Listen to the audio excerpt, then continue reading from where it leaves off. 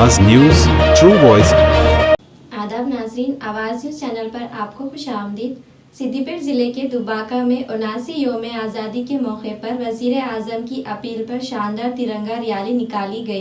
Municipality सदर श्रीकांत यादव की क़यादत में बीजेपी रहनुमाओं, मुकामी स्कूल और कॉलेज के तलबा ने शहर की सड़कों पर रैली निकाली। हर घर पर झंडा लहराने और नजरिए आम करने का अपील की गई। इस मौके पर बीजेपी के साबिका म्यूनसिपल सदर सुभाष रेड्डी, दूलम वेंकट गौड़ और दीगर क़ायदीन शरीक हुए।